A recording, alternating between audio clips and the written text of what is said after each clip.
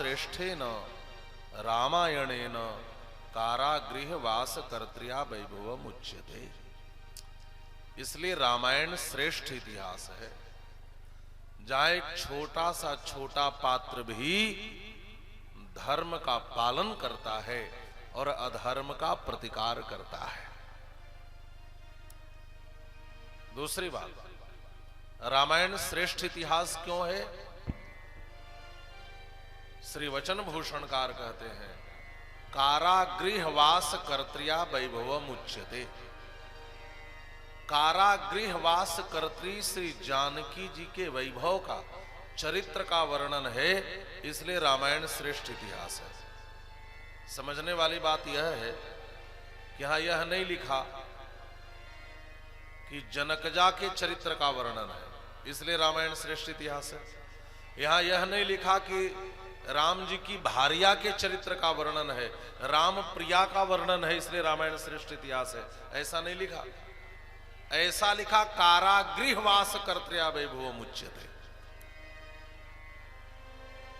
रावण की लंका में बंदनी बनकर जो जानकी जी गई हैं, बंधक बनकर जो जानकी जी गई हैं, उस जानकी जी का चरित्र इसमें वर्णन है, इसलिए रामायण श्रेष्ठ इतिहास है।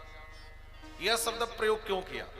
कहा इसलिए कि जानकी जी जब रावण की लंका में बंदनी बनकर गई, तभी जानकी जी की कृपा प्रकट होती है।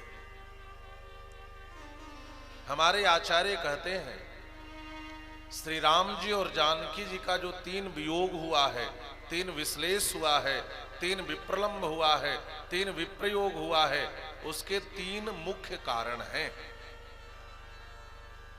प्रथम विश्लेषः स्वकृपा पक्ष प्रकाशनार्थम।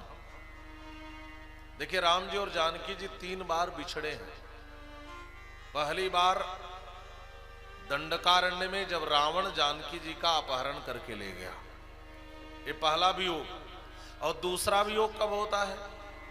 कहा जब भगवान श्री राम ने श्री जानकी जी को महर्षि वाल्मीकि के आश्रम पर भेज दिया था। और तीसरा वियोग होता है जब जानकी जी धरती में चली जाती हैं। ये 3 वियोग, तीनों वियोग के 3 कारण हैं। हमारे आचार्य कहते हैं प्रथम विश्लेषः स्वकृपा पक्ष प्रकाशनार्थम। पहला वियोग कृपा पक्ष को प्रकाशित करने के लिए हुआ। जानकी जी की कृपा क्या है? राम जी ने अपनाने के लिए हर जगह शर्त रखी है। देखिए भगवान शर्त रखते हैं। श्रीमद् भगवद गीता में कहते हैं सर्वधर्मान परित्यज्य मामेकम शरणं व्रज अहम त्वा सर्व पापेभ्यो मोक्षयिष्यामि मा शुच। जो मेरे शरण में आता है मैं उसे सभी पापों से मुक्त करके मोक्ष प्रदान करता हूं। ऐसा कहा, शर्त है कि नहीं?